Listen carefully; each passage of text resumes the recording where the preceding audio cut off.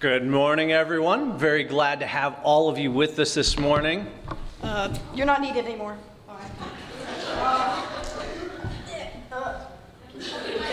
First.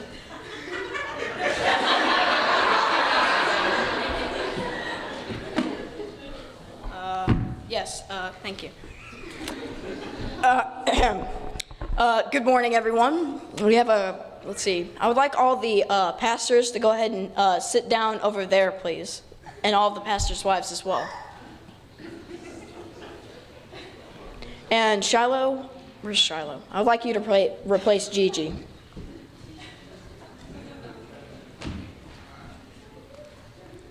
Okay, so we have a couple of announcements. On November 10th, we have the Veterans Day Cookout, so remember that. So on Sunday, instead of having an afternoon service, we're going to have the cookout that day. After that, we have a couple of more announcements. Church Thanksgiving dinner. We'll have a sheet to pass around at some point.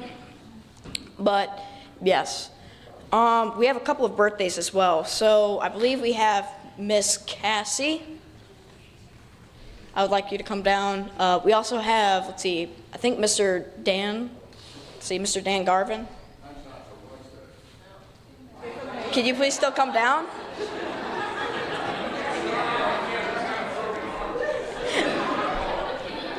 And then Miss Shelley. I believe yours is also this week. Oh, and Mr. Adam as well. Remember him as his birthday's on the 30th. All right, I guess we'll go ahead and sing a happy birthday, God bless you. Happy birthday to you. Happy birthday to you. Woo. Happy birthday, God bless you. Happy birthday to you.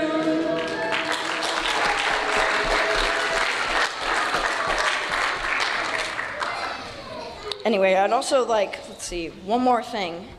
Pastor Steve, if you could read 1 Timothy 5:17.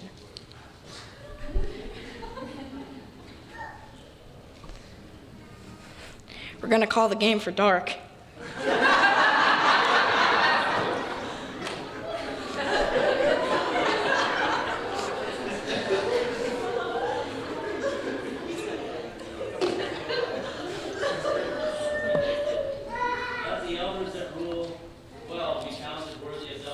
Especially they who labor in the word and in doctrine.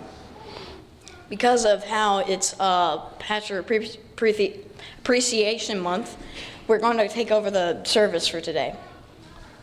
All right, if I could get, Mason, if you could go ahead and pray for us. Dear Heavenly Father, thank you for this day. Thank you that we were all able to come out today to church. I pray for the pastors that they've been doing good in our lives and helping everyone in this church. And I pray for our service to go well.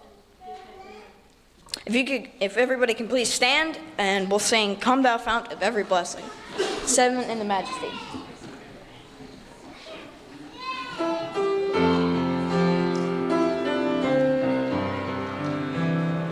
Come thou fount of every blessing, tune my heart to sing thy grace. Streams of mercy never ceasing, call for songs of loudest praise.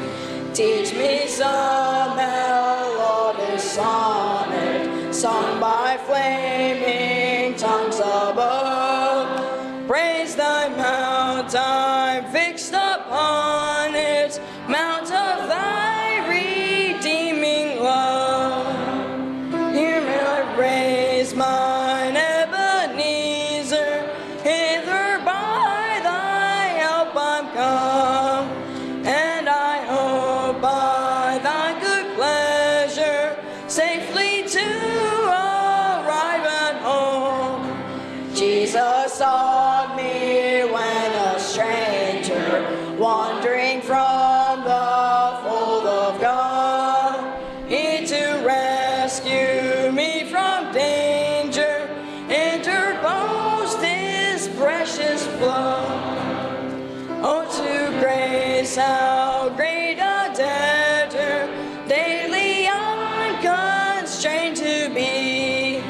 Let thy goodness like a fetter bind my wandering heart to thee. Prone to wander, Lord, I feel it. Prone to leave the God I love. Here's my heart, oh, take it, seal it for thy courts above. Y'all may be seated.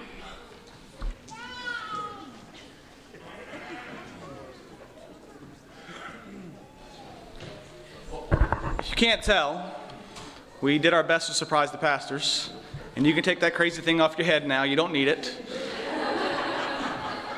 So we're putting you all on the spotlight today, and there's a lot of different things. We got a lot of really cool stuff for you guys, to honor you guys, and to say thank you. So there's a whole lot of stuff. We got a whole lot of things going on, and we're going to start with that, and we'll go ahead and go from there with the first PowerPoint we have.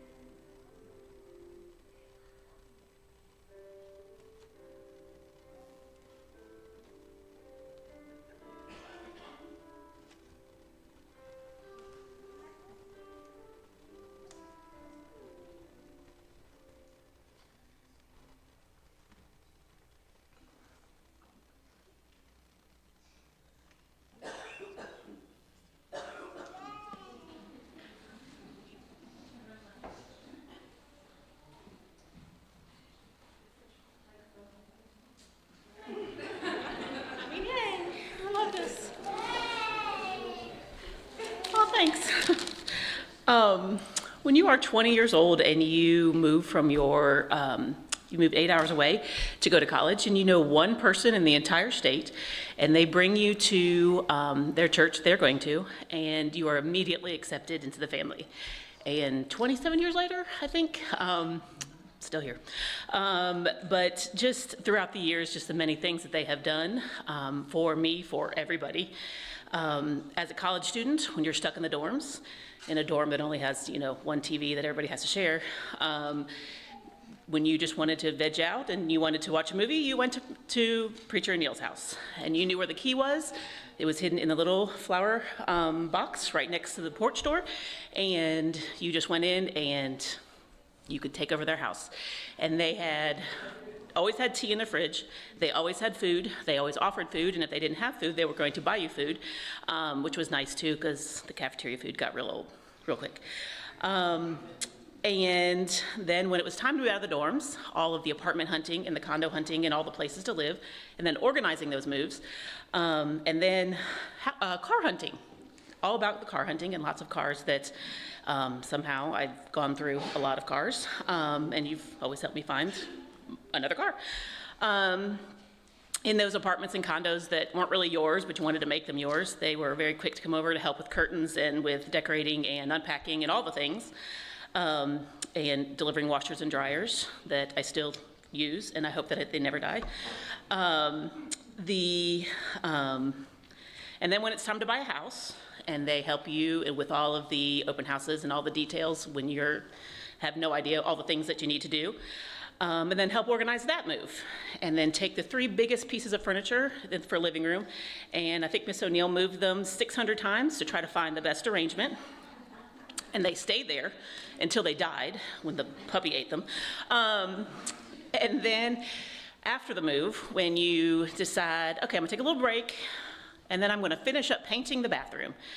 and you go get your bright green bathroom paint and you pour it into the tray and you knock your elbow on the door jamb and spill 3/4 of a gallon of green paint in your brand new living room carpet. And you know, quite a bit of sickness and panic and chaos. And then the phone call. I know you were just here, but guess what I just did? And the immediate bring the shop back over to try to get as much green paint out of the carpet as possible, as I sat there in shock and sickness and, you know, absolute, you know, despair. And they did all the things, and they helped clean up as much as possible, put it back in the, put the shop back in the car, and then took me out to dinner. Because what else can you do after you spill green paint on your carpet, and just, you have to accept it and get some food and be done. The millions of dinners, the millions of options of, just to sit and talk and to know all the things that is going on in your world. It's been a huge blessing, and I'm very thankful for all the things that you have done for me throughout the years.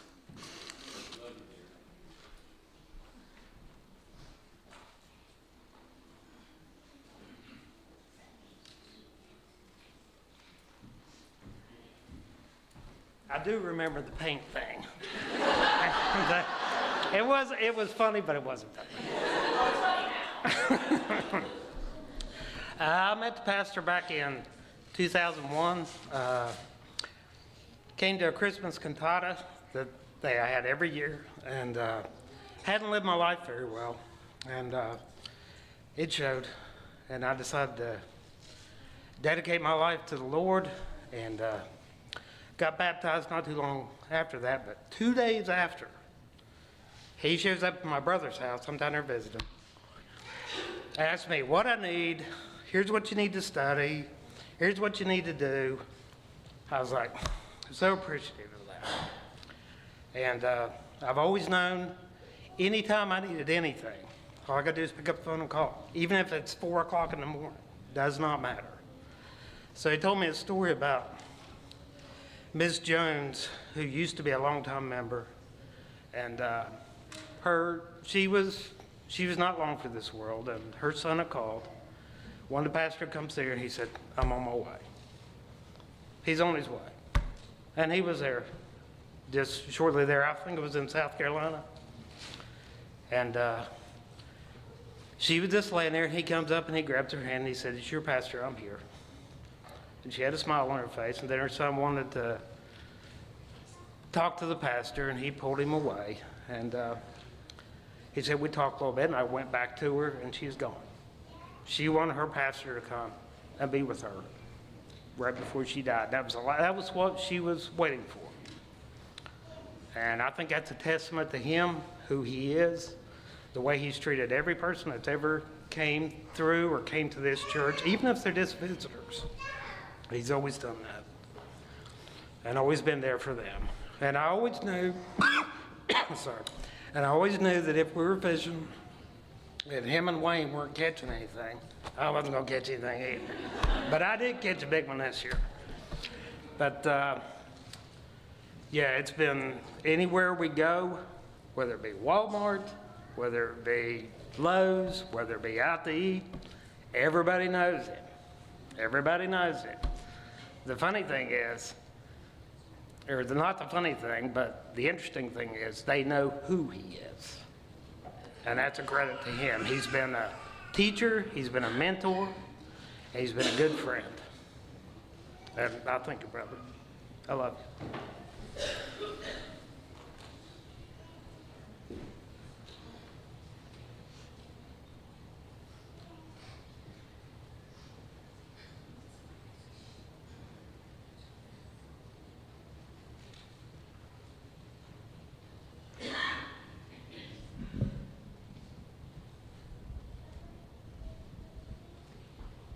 Back in the 1990s, I think about 98, my cousin asked me to go to her revival somewhere in Pilot Mountain. And Pastor O'Neill was doing the revival, so that's the first time we met him. And he said he was building a church on Pope Road.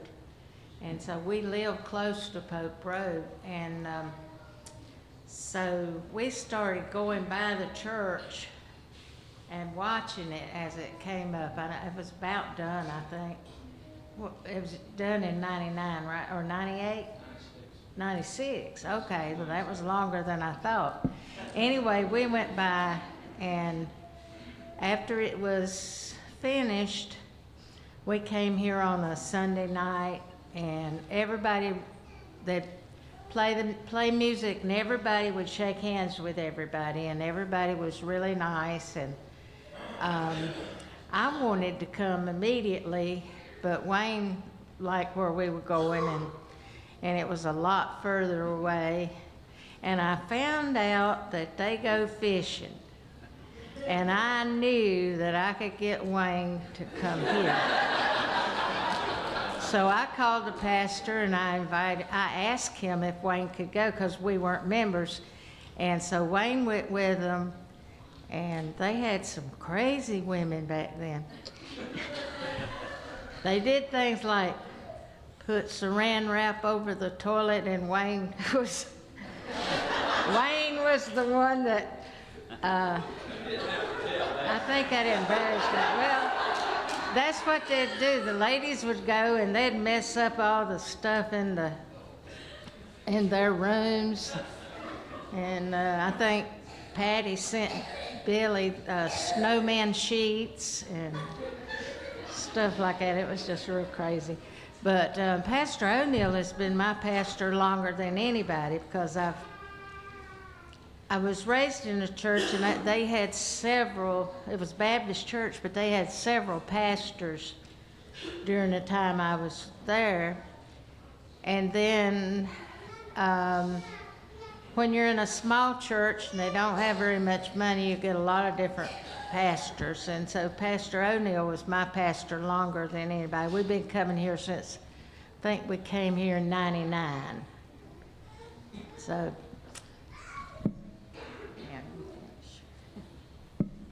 yeah, we all had a good time on all of our fellowships and stuff. Wherever we went to lunch or anything, seemed like always they'd bring the pastor out tea before everybody got sat down.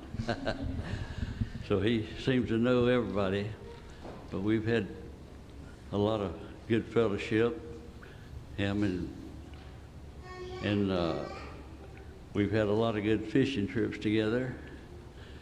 I remember one time we was fishing down on the pier, and the pastor started to step over a little chain. It had a sign on it, and the wind blew it, and he tripped and fell. I think he might have cracked his elbow or something, broke it. And so we've had a lot of good times. We've caught a lot of fish, enough to even feed the whole church several times. And we just appreciate him and Florence, and glad to be under him for all these years, and we appreciate you. Thank you.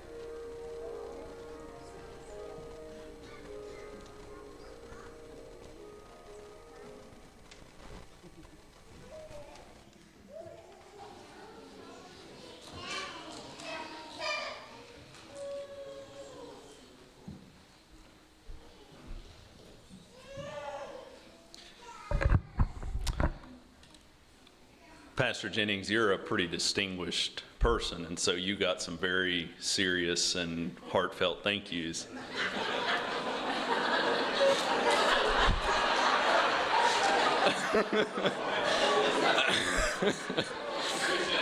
Pastor Chris, you can look at the list of names and anticipate what's about to happen. I first met Pastor Chris when we were both coming to Grace. I think I first met you at a Grace for a Day that we were both at, and we both came to Grace in 2012. And one of the things that I recognized very early about Pastor Chris that is different than me is that he's a very outgoing and open person with people. He makes friendships fairly quickly, and he can make you feel like you're a close friend of his, even in a relatively short time. I'm a lot more kind of closed off and reserved, and I remember we had a class, I think it was dispensationalism, and it was an after lunch class, and so chapel would get out, and this might have been our second year that we were at Grace. And so chapel would get out and the class didn't start for 45 minutes or an hour or something like that. And so occasionally we would go get lunch together or go get lunch and come back and eat it and watch Duck Dynasty videos before Pastor Steve got into the class so that we knew what Pastor Steve was going to want to talk about, because he had watched Duck Dynasty from the night before. And And I always remember on some of those drives, I didn't know Pastor Chris very well yet, and he would ask me like crazy questions, like, what's the Lord been teaching you? And like, this is some stuff that I've been struggling with. What are you struggling with? And like all of those kinds of things. And so I realized that he really likes to ask questions. He really likes to ask questions in conversation just to get to know you, because he cares about who you are. He wants to share his experience and all. And so the first time that Pastor Chris and me and Pastor Steve went to Wyoming, we're driving out there, and we had a really good time. Well, Pastor Chris and I had a really good time, and Pastor Steve had a really good nap, especially on the way back. But so we finally get out to Wyoming, and we've had a lot of good conversation talking about buffaloes and all kinds of stuff. And we get into Wyoming, and we're really close to where we're going to set up camp. And Pastor Chris was driving so that I could look at the map and know what land that we're passing. We were able to hunt and stuff. And Pastor Steve is fully awake by this point because we've started seeing antelope, and so he's into it now. And Pastor Steve and I probably both had the shock of our life when Pastor Chris, he already knows what I'm going to say, when Pastor Chris just kind of glances over. You got to keep in mind, we're going, the regular roads are like 70-mile-an-hour zones out here because it's just big open area. We're getting passed by semi-trucks coming the other way. And Pastor Chris just kind of glances over and goes, have you ever wondered what would happen if you just, cross the center line and hit one of those things head on? And Pastor Steve and I instantly are just like, maybe we need to take the wheel from this guy because in this sleep deprivation, he's having some real bad thoughts here. We need to intervene. But in reality, he was just asking a question because he's just making conversation, because he's an open and personable kind of guy. And that's one of the things that I appreciate about Pastor Chris that is helpful in my own life. He's somebody that I appreciate being able to bounce ideas off of and hear back from, and to know what he's thinking and to be able to share my heart with him. And I appreciate that. And so if you're ever in the situation that I was early on at Grace, and Pastor Chris asks you what feels like a really pointed, sharp question, he's not in pastor mode at that time. He might be in pastor mode, but he's probably not in pastor mode at that time. He's probably just asking you a question because he wants to know something, right? He's just trying to get to know you. He's trying to be personable or whatever. So I appreciate that about Pastor Chris. I appreciate the friendship that we've had over the years, and look forward to the years in the future. Thank you for all you do. Amanda, thank you for helping keeping him in line a little bit, as much as possible. And it's been good to know both of y'all over the time that I have, and look forward to years in the future.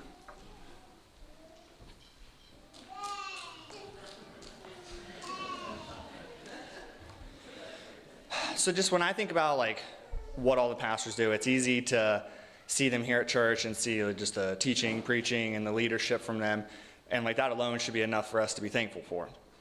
But when you really look at Pastor Chris, and in my own life, it seems like once a year there's always like some major thing that's going on, or whether it's a struggle or whether it's something that we're looking to advance or do more of. I can always talk to them. And it's always been something I've been appreciative of, is that there's somebody who is a peer, somebody who's close to my age. It's not just looking up like Pastor O'Neill or Pastor Steve, somebody who's served a faithful life, but somebody who can show me now how I can live a godly life with raising my kids, with having the relationship with my wife like I should.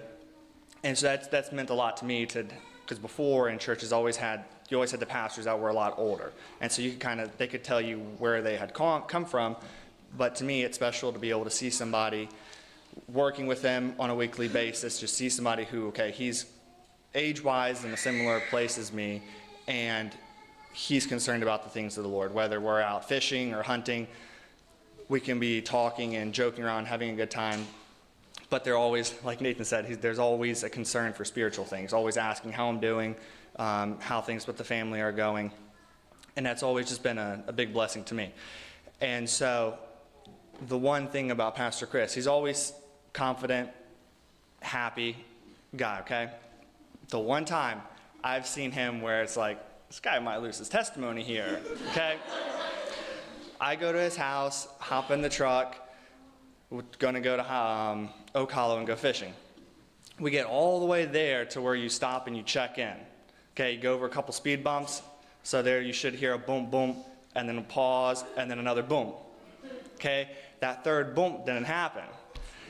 So then he hops out of the truck and looks back, and you see his face just like straight. The boat's not there. So we drove some point between his house and Oak Hollow, the boat's gone. So we have no clue, okay, did it fall off in his neighborhood? Is it still sitting at his house? Is it on the highway smashing somebody else's car? And that's like the first time I've ever seen him where it's like, okay, is he gonna keep it together here? Like, because you could tell like just the look of pure terror, like, hey, what, did I hurt somebody? Is like this boat crashed into a building? Like, I don't know. So then we start going back and come to find out, Lord definitely loves him because the boat popped off, didn't hurt the boat, didn't hurt anybody else, didn't hurt any vehicles, and it's just sitting there on the highway for us. So then I find out that, start talking to people, sharing the story because how much we love him, that this isn't the first time his boat popped off. Well, first time a trailer's popped off, and then about a week later found out that it wasn't going to be the last time that something popped off. So, just a funny story about him and something to appreciate, that even something like that, that a lot of people you would think would lose their testimony in a situation like that, that he still held it all together.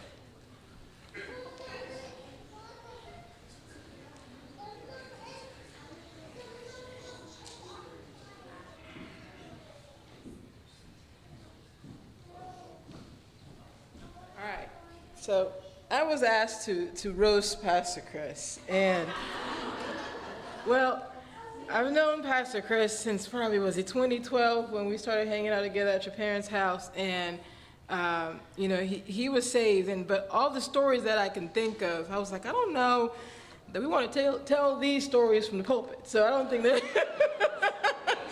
all of my roasting stories, I don't know. I thought about the time that Pastor Chris tried to speak French to me, but the words that he said were not words that we should repeat, because he didn't know what he was saying in French, and I knew what he was saying. So, oh, you got a girlfriend. I don't think you should be saying that to people. Doesn't mean what you think it means. And, but the one thing that I'll say about Pastor Chris is that, you know, our relationship is, you know, somewhat, you know, he's my friend, my brother, my black-white brother, my pastor. You know, it's a layered relationship, but there's never been a time that I needed to call on Pastor Chris to help me out with something or help Isaac and I with something that he was not available to do. So the man watches a million kids, you know, by himself, cooks a meal, goes to the grocery stores, and does all the things. And you know, the one story that sticks out to me was when we were moving into our new house. And, you know, if you know my husband, you know he will give you the shirt off his back and walk naked, okay? He loves people, and he will do that for you. But he, you know, the knocking on the, you know, stuff and putting stuff up, that's just not, you know, his forte. He's not great at those things. So when I was moving, we were moving, I said, Pastor Chris, listen, you got two options, okay? You can either do marital counseling for me and Isaac, because that's what's gonna happen, or you can come to my house and put up all my stuff before we move. The choice is yours. You pick which option you want. And of course, before we moved, I told him where I wanted my curtains hung, where I wanted the TVs to go, he put all this stuff, put the shelving in my house, and put my fence up and everything, and you know, just did it. You know, everybody in my family, my mom, my dad, they know Pastor Chris. They know that he's reliable. My aunt calls him. I mean, we've committed him to a lot of things to do also, and he just says yes. He just says yes, and that's the kind of guy he is. And you know, just a little bit about, you know, Amanda. Amanda is the kind of friend that will literally fight somebody for you. I don't know if that's appropriate, but she will. You know, I remember when I had my surgery in 2016, and when I came to, I was in a lot of pain, and most of you know my pain level at the hospital is always 10, okay? I want all the drugs, I want no pain. So I'm in a lot of pain, I'm uncomfortable, and they wheeled me into my room, and the nurse that moved me from the bed to where they wheeled me to my real bed was not a very nice person. And so they moved me, and Amanda and I think Mrs. Muir walk in, and I'm in pain, and she goes, "What's wrong? What's going on?" And I tell her, "Man, this nurse, she was not even nice. She just and then she moved me, and I'm in pain." And I want you to know, I never saw that nurse again. Okay, Amanda left the room. The nurse never came back. And all the nurses after that were great. And she is a fearless, her and Chris are just such a great team. She's a fearless individual, so much so that when we went hunting, because I consider that I went hunting as well, because I was there. We went hunting, and we were walking around the property, Mr. Lyon's property up there, and we were looking at tracks. The things that the animal, when they walk around, what kind of animals. I don't do outdoors very well, so you just forgive me. So we were looking to see, was it a bear? Because Amanda really wants to shoot a bear. But it was the type of season it was. She didn't have one of those guns that goes over and over. You had to reload, every time. So we're looking for the bear with the gun that only wants the one bullet in it, right? So we're walking around the property, and it's just me and Amanda. Okay, there's nobody else there. Cell signal is iffy at best. But if Amanda's good, I'm good. As long as she's confident, I'm confident. So, but she keeps telling me now, Kelly, this gun only shoots one time. And it takes me a minute to realize that what she's really trying to tell me is she's scared. And I'm like, oh, okay, all right. So 10 minutes, I go, well, we probably need to go back home, because if you're scared, I need to be terrified. But I appreciate both of them. And, like I said, there's never been a time that I've called on them to do anything that they have not been willing to do that for me. And as a team, they've been just amazing friends to me and Isaac, and love our kids and all the kids. Amanda is so concerned about all the children, every single child. And she plays with them like she's their age. And so I look up to them a lot, and I'm thankful for them. So.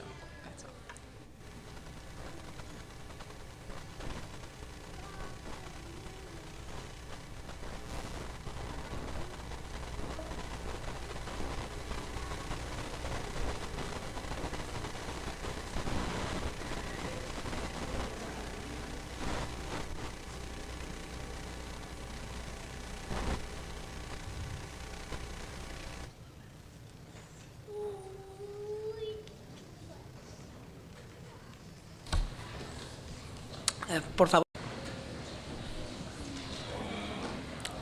Solamente vamos a cantar el 1, el 4 y el 5. We're only going to sing 1, 4, and 5.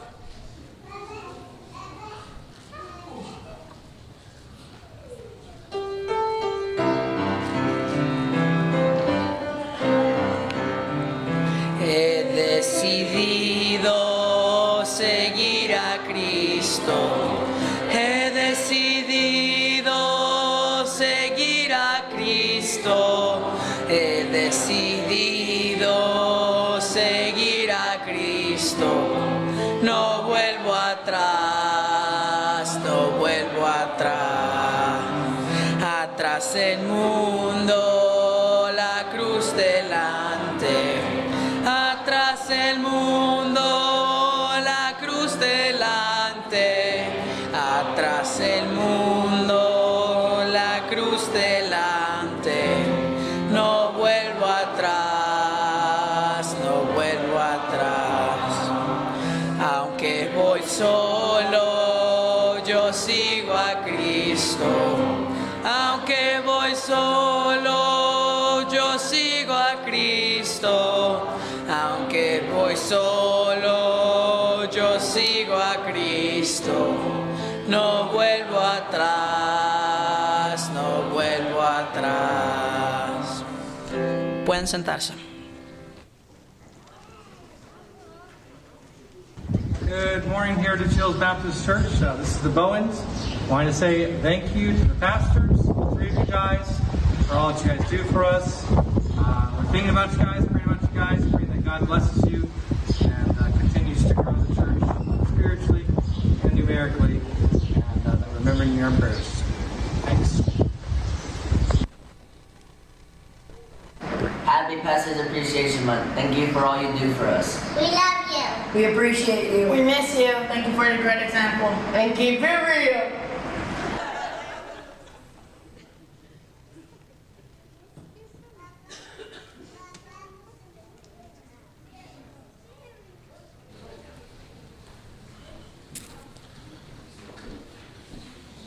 I made some notes. All right. So this is always the fun part. We get to have a special recognition. Y'all getting it together? Okay. They're getting it together. Okay, so we got a couple of gift baskets here. All right. And so they're meant to be encouraging and uplifting and kind of cute. Right? So I need to describe what is in these crazy baskets. So one, there's a nice bag of coffee in there, right? So, because in ministry, sometimes you got to just wake up first thing in the morning and you need to be ready to go, all right? There's also a star in there, right? Because we know that we're dealing with some people that are real stars, even when people don't see them shining, all right? There's a toothpick in there, right? Because attitude matters. You need to pick a good one, all right? There's the ace in there, because sometimes in ministry, you need to have an ace up your sleeve, right? There's also a button in there, right? Because sometimes someone's going to say something, and the most profitable thing you can do is just button your mouth, all right? There's a clip in there, because we know that these people really hold it together, all right? There's a rubber band in there, because we know that ministry will really stretch you at times, all right? There's a candle in there to help brighten up your day. All right? There's some sweet tarts in there because we really want you to stay sweet when the world around you is bitter. There's also some mints in there because if we're really honest, every once in a while ministry can leave a nasty taste in your mouth. All right? And there's also some tea in there. It's called the tension calmer, because sometimes at the end of the day, you just got to calm down, lay all your burdens at the cross, have a nice cup of tea, and get ready to do it all over again tomorrow. So if we can have Pastor Chris, Pastor Steve, and Pastor Jennings come forward, all right? We're here to honor these guys, but honestly, right, there's a lot of people that help them. So you guys can hand them these gifts, all right? And then Cassie and Andrew and Claudian can come down here and get the gifts that the pastors did not prepare for you. All right.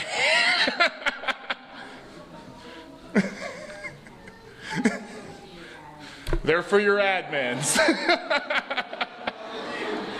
Oh yeah, we bait and switched you.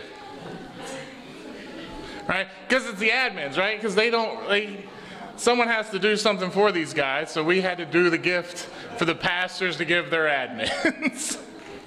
All right, so let's give these people a round of applause.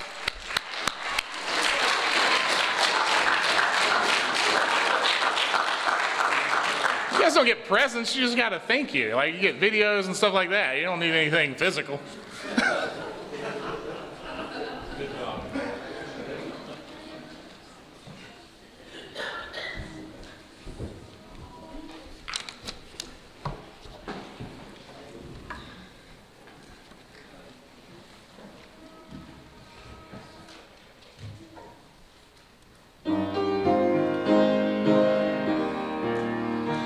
Be thou my vision, O Lord of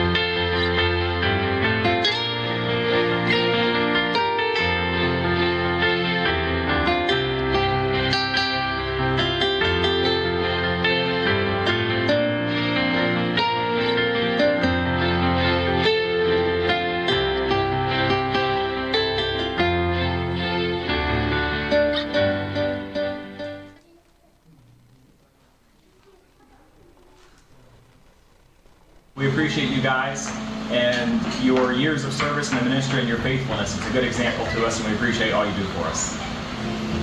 Thank you guys for all that you do for us. We love you.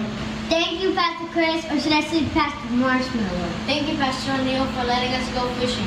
Thank you, Papa, for the summer that you gave us stay at your house. We wanted to show you guys a little bit of the work that your extended ministry is having here in the Dominican Republic. Gracias, pastores. Thank you, Pastor. A Pastor James, a Pastor Steve, y también a nuestro hermano Pastor Chris. Que Dios los esté bendiciendo rica y abundantemente. Thank you, pastors. Gracias, pastores.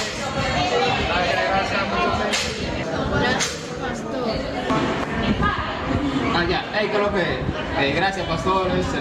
Thank you all for your love and support and all the guidance that you provide for us here on the field. Thank you so much. We love you all and we appreciate all that you do for us. Gracias, pastores.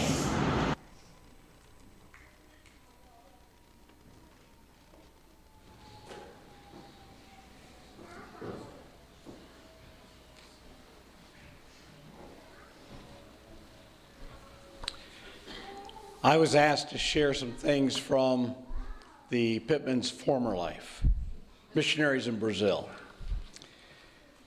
Our first time to meet them was going to language school, but to get to know them better, our first time really being with them on a more extended basis came about 10 years later when we moved to Curitiba.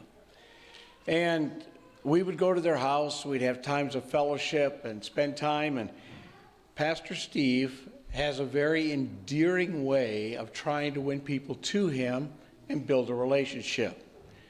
Our youngest daughter, Jessica, did not want to talk to him. She just would not have anything to do with him. And so he just started egging her on a little bit. She'd come by and he'd look at her and say, "Jessica Jean, why are you so mean?" She didn't know what to do. And that went on several times. And she came to me, "Dad, why does he do that?" I said, "Because he wants you to talk to him. That's all you got to do is talk to him." So next time we're at his house, he looks at her and says, "Jessica Jean, why are you so mean?" "Because I take after you, Uncle Steve."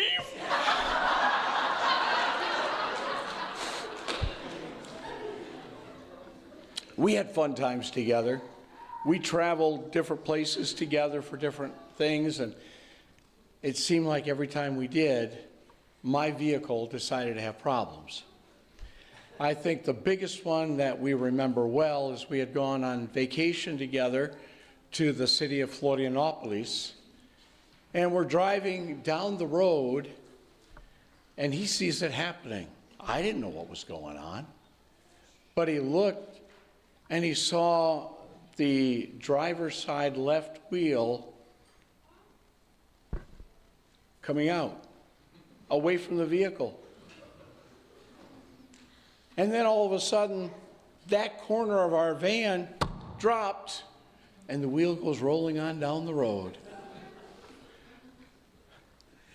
He helped me get back on the road again. They extended their vacation. They planned on leaving that day, but they extended it a couple days so that they could help out this needy missionary. We appreciate it. But one of the things I appreciate about Pastor Steve is he is a man of vision. I remember well one meeting that we had with other pastors in Curitiba. We had gone up to an area we were looking at starting a church, and we all gathered in a home of one of the folks from the church where we were working, Salem, and we talked about what needed to be done in that area. And church planting there changed direction, and he started challenging these pastors that they needed to catch a vision for missions outside of Brazil. And he started talking about Mozambique being a possibility, a country that needed to be reached with the gospel. He said, let's pray about it. And we had a prayer meeting that day, praying about the possibility of Mozambique, whatever that might mean.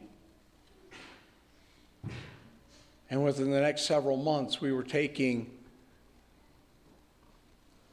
7 pastors and lay leaders from Curitiba to Mozambique to introduce them to possible ministry there.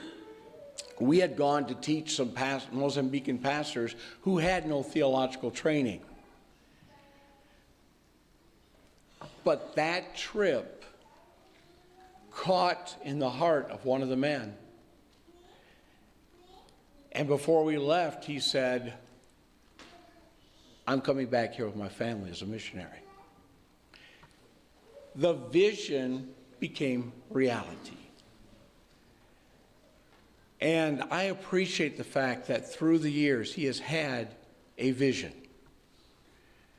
When he shares his heart with us as a church, and he tells us we need to look ahead, we need to be considering, he does that because God has enabled him to be a visionary, to understand what needs to be done.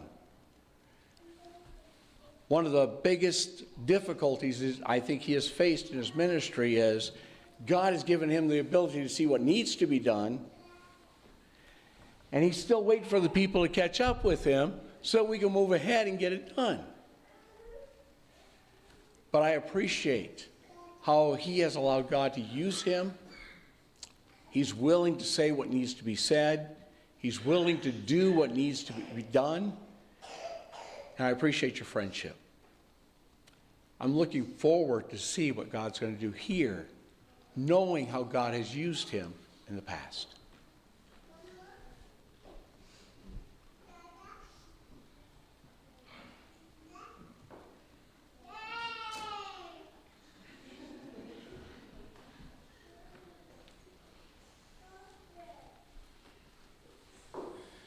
Probably should have prepared some notes.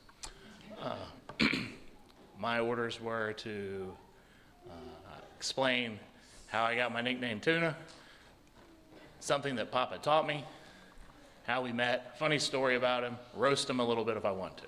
So I didn't prepare any of those things. So he came home from Brazil in 2002. I know that because I had to text him last week and ask him. I met him in 2005. I was living at the rescue mission, Alpha Acres, out there in Yadkinville. And oddly enough, when I started thinking about it, I'm about the age he was when he met me. He had all black hair back then. He would wear like black suits, black shirt, white tie. And so he regularly tells us he's a cross-cultural person. And that's probably how we were able to become friends, right? Because out there at Alpha Acres, we had like a Hell's Angel and a white supremacist and, just some good old country boys and everyone that was just drug addicts, right? If you're not familiar with drug addicts, it's its own culture, right? And so he was home from Brazil. He had grown up in Africa, and he was able to go right out there and make friends with all those guys because he was a cross-cultural person, having never done drugs or anything himself. And so he would come out there on Tuesday nights and teach, and I remember it was time for the first Tuesday night. I was still kind of learning what was going on, and they're like, this guy, Mr. Pittman's coming out here to teach. And I was like, so what's that? What's he like? And because we're a fun-loving group of guys, drug addicts, they go, well, he's kind of hard of hearing, which was they were making a joke. Come to find out he was hard of hearing. He's like, you got to kind of lean in when he talks to you. You can't hear out of one of his ears. He's kind of boring. Like, you're going to struggle to stay awake. And then he came out there first night and taught, and I was like, wow.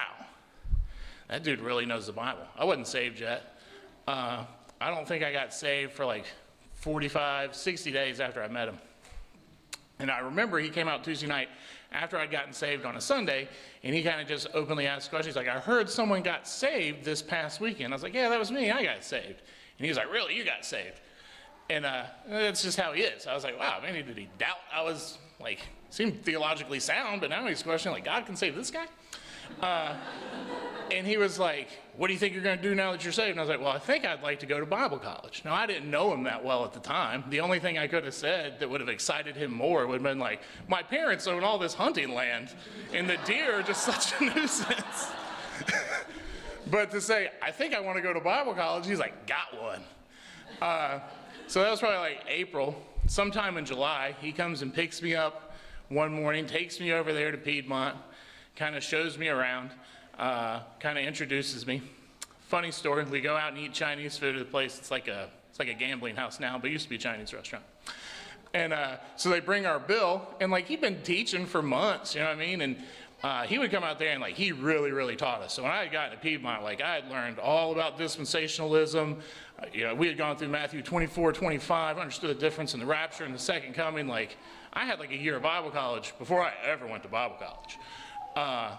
And so they come and they bring the check and they drop the fortune cookies in the bill, and it just kind of sits there. I'm like, you know, I mean, I have some upbringing. I understand he's paying. So sit there and kind of look at it. I was like, I'm not touching this. This is like a test, right? He's going to be like, what are you, devil worshiper? You want to know what your fortune is? Because he was intense back then. He's not, grandchildren calmed him down. So like he just reaches over, snatches him, like throws the fortune cookies out. And I was like, oh, I guess we're not that theologically sound. We're going to read our fortune. But that was kind of always our joke because he was super intense. So one of the things that we had said about him is because we had jokingly said, he didn't know who it was, he reminded us all of like Joe Pesci from Goodfellas and Casino. He was pretty savage. He would like, he's like, I'll slit your throat. We're like, oh, we know this guy, right? We're a bunch of drug addicts. We could relate. We're like, oh man, we know that guy. But he would come out there and fish with us and hang out with us, and like he could completely bridge the gap of we were all on Skid Row, no one wanted anything to do with us, and he immediately took interest in us. And so to answer the question is like, what has he taught me, right? Or what something special he taught me? He's taught me just about everything I know. I remember like he would teach, people would ask him questions, he would help them with a problem in their life, sort through things, and I was like, man, I want to be able to use the Word of God like that to help people in the way that he helped me. And, you know, I probably can't ever thank him enough. I don't think he'll ever know the influence that he's had on my life, on marrying my wife. I remember when I asked him about this girl, Carol Ann, he was like, huh, that's probably not a bad idea. Right? It wasn't a bad idea. And so I'm like super appreciative. And I think one of the things that's probably hardest for me is, you know, sometimes I'll be talking to him like, we've done, he regularly says it, we've done as much to deserve hell since we've been saved than before we were saved, right?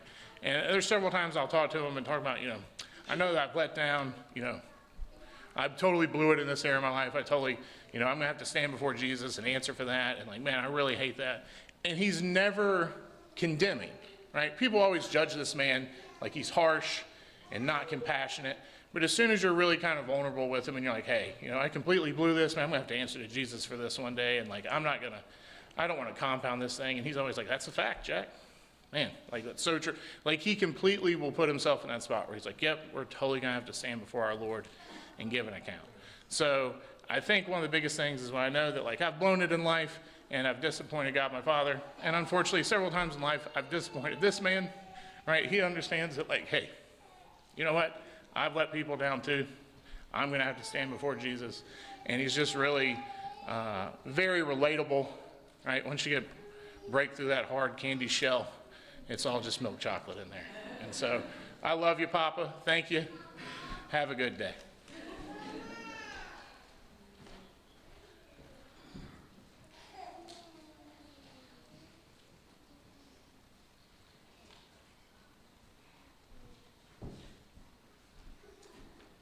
Well, as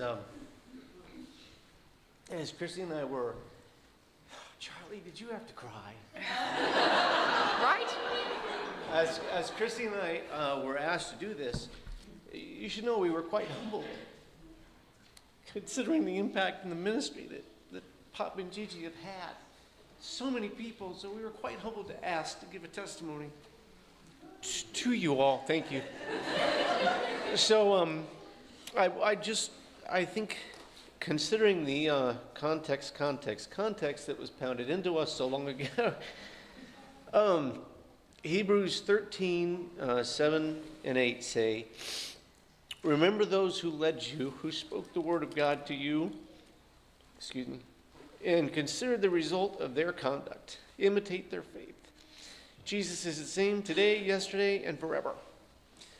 And I open that up because when I went to, at 20 years old, when I went to the United States military, the training that I got immediately was, if you want to stay alive here in the United States military, you will find somebody who knows what they're doing, keeps themselves accountable to what they're doing, and will keep you accountable in their presence. And I took that information and to heart, and that was the first thing I learned. And I'm going to let Christy step in and then I'll... One of the things that when we first got saved was a gentleman came to the church. He was African. I can't look at you and talk. And the one thing that he said was, in Africa, it's amazing because you just take off your watch and you just leave it in America. And I was like, why would you do that? I was just saved. I was very much a part of the world. And he said, because Africa's not about time. It's about relationships. And I was like, that's where I want to go. I want to do that. And Ty had the bug too. So we got on the missions track and came. I haven't been African yet, but God gave me my African. But also through that,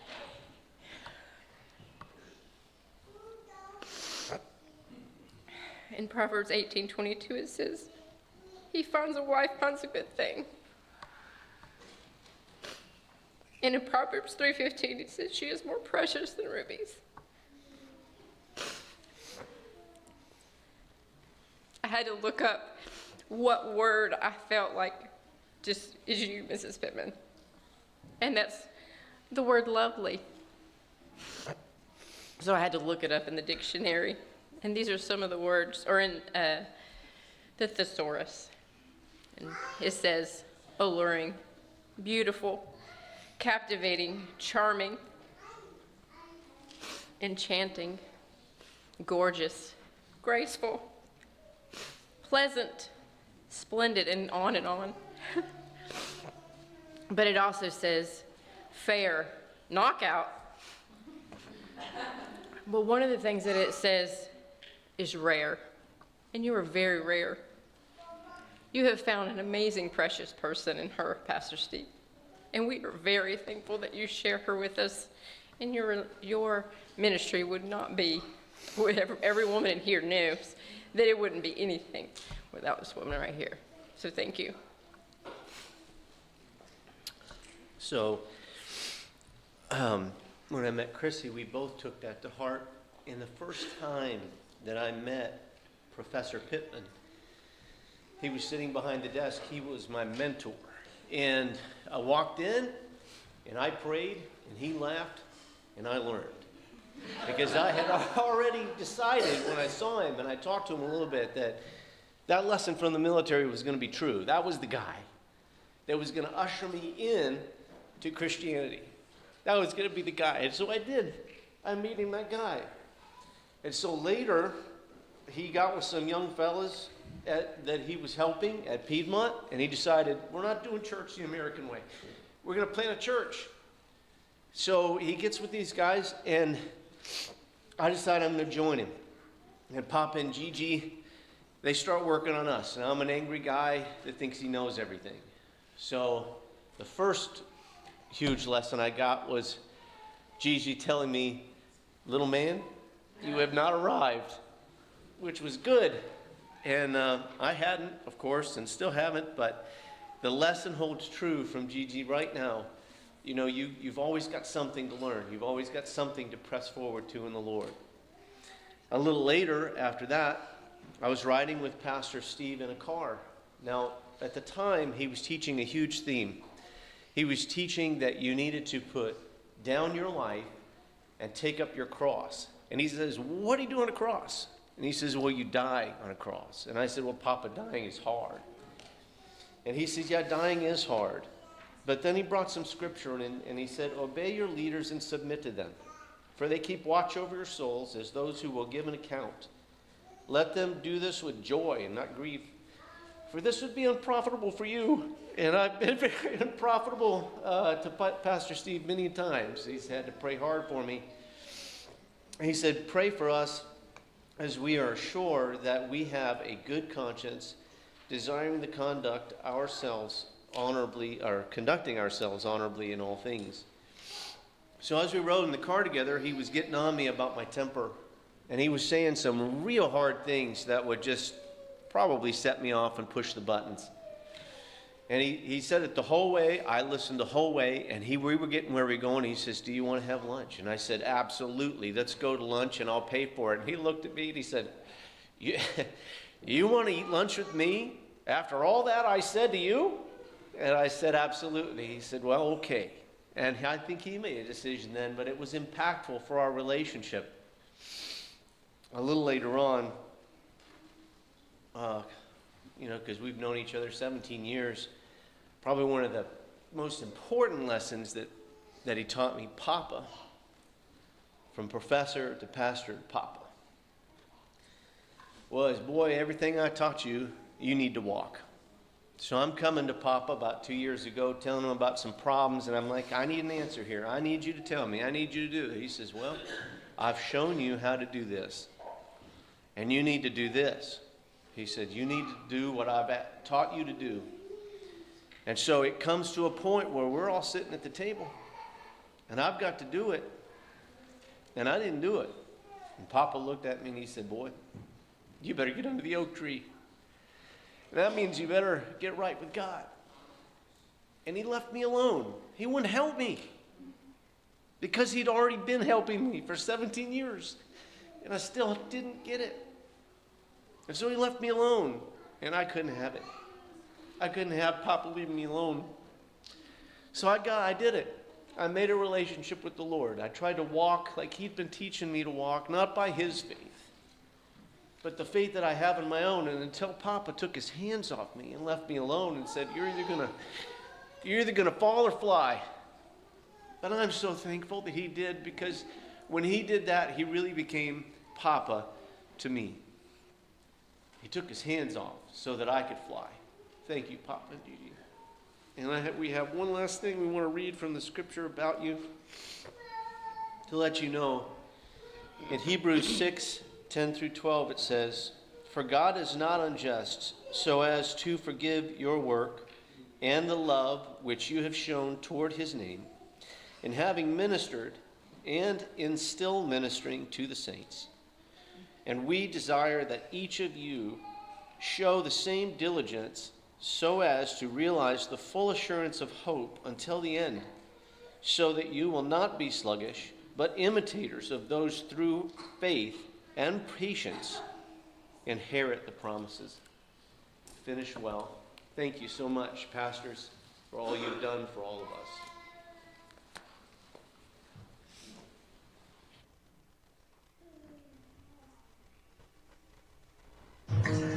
Oi, Pastor Steve. É grande privilégio podermos estar com você nesse momento, agradecendo a Deus pela sua vida, por tudo que você fez no Brasil e reconhecendo o amor que você tem pelas almas perdidas. Que Deus abençoe muito a sua vida. Um grande abraço, queridos, amamos você. Olá, eu gostaria de agradecer essa imensa pessoa, essa valiosa pessoa que para nós aqui deixa muitas saudades, particularmente o meu pastor, meu discipulador, meu professor, meu amigo, uma pessoa que realmente o único medo que ele tem é de não praticar aquilo que ele prega. E isso deixa um exemplo de uma pessoa que realmente merece toda a nossa gratidão por tudo que ele fez por nós aqui. Amamos muito essa pessoa. Deus abençoe seu ministério e que Deus esteja com o Senhor sempre.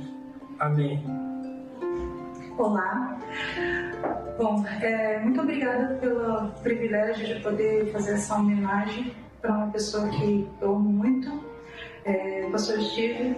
Eu agradeço a Deus por sua vida,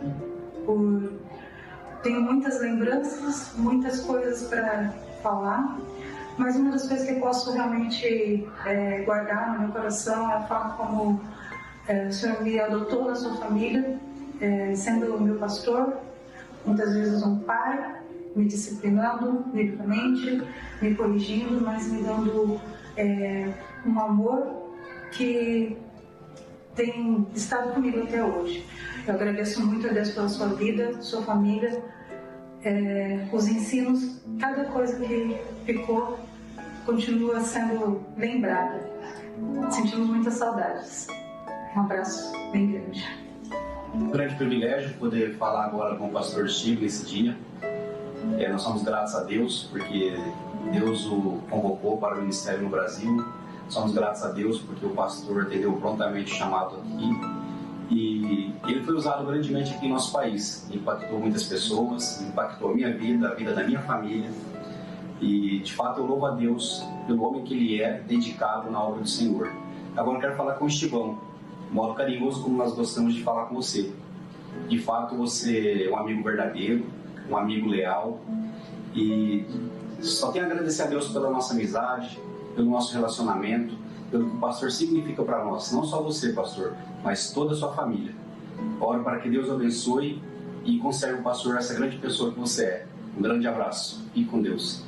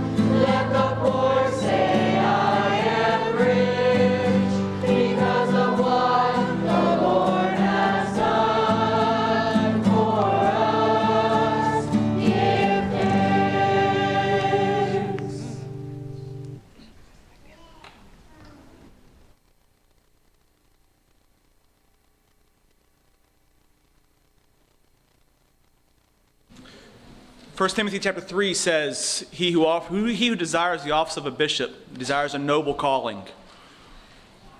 And he goes on to talk about in 1 Peter chapter 5, Peter says that the shepherd has been called to shepherd the flock and to take care of the flock.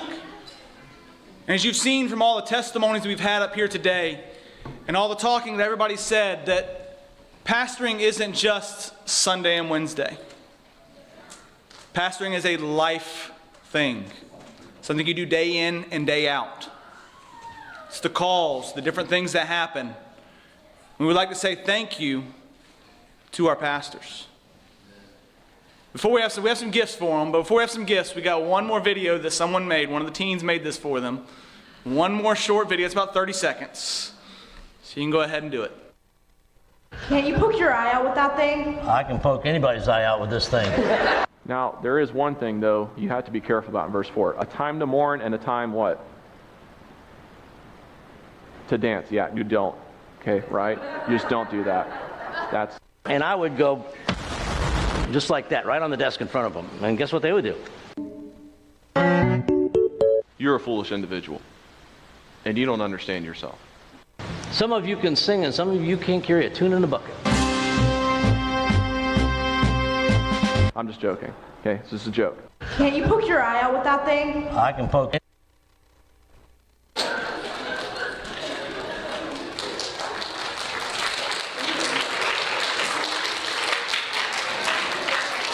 So we can get the pastors and their wives to come up. We have some gifts for them. Where's Aaron at? Is Aaron with the other part? Oh. Okay. Kevin, you can get the other side, the other ones you brought in too. So we've got some gifts. There's some gifts from the nursery. There's a gift from the kids' classes, the little kids. A gift from the heritage kids, and a gift from the teens. And if you can go ahead and show those pictures so they can see them all the little dots around that cross are their fingerprints. All right? And the balloons are their fingerprints. Okay? Want the other one? And Mercy took the privilege of drawing some pictures for them. Scroll through them so they can see them.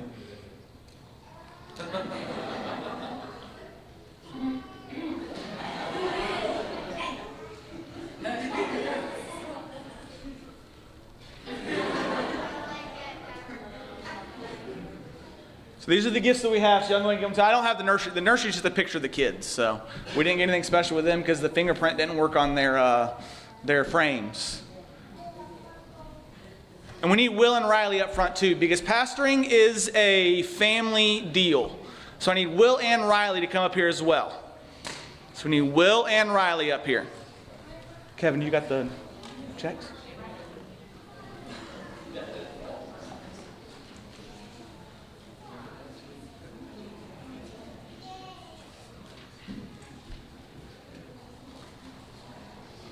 Okay, Laura, there's a box. When we were on the men's trip, we saw that Pastor Chris needed something on his boat. And it wasn't a new motor. It wasn't anything else. He tried to get rid of it. He left it on the back of his truck on the tailgate and drove off. And who found it? Somebody found a fillet knife in the middle of the road where he had lost it. So we decided to get him something as well.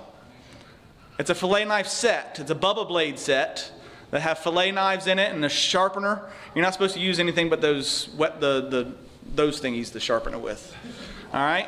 So we got that for you, and there's also this for you as well, you and Amanda, to go do something nice with. Actually, we'll get this to her.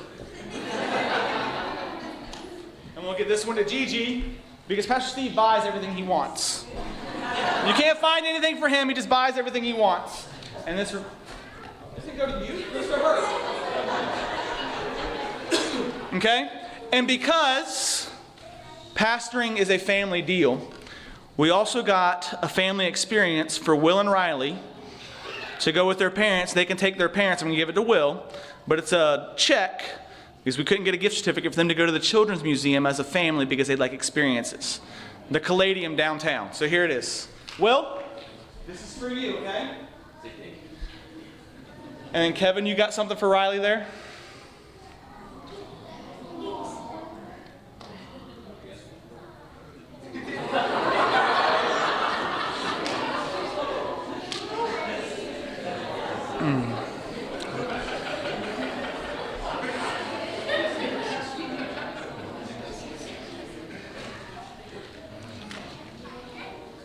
And because we appreciate our pastors so much, we appreciate them so much, I talked to the deacons and they said we can give them the afternoon service off. Went a little long today, so I don't know if they have anything they want to say, but we're very appreciative of them, so we can give them a round of applause.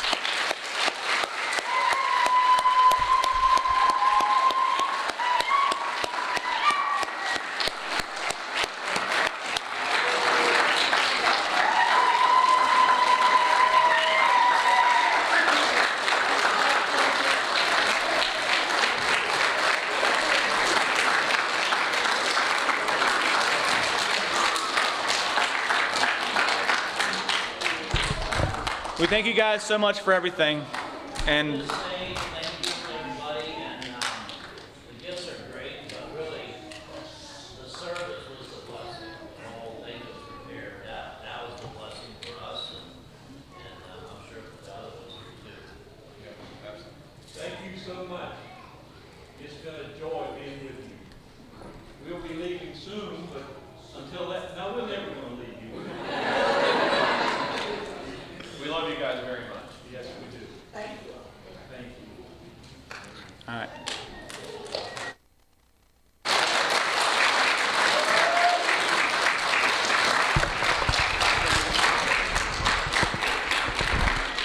Could I get Mr. Lyon to close us out in a word of prayer, and we'll be done for the day?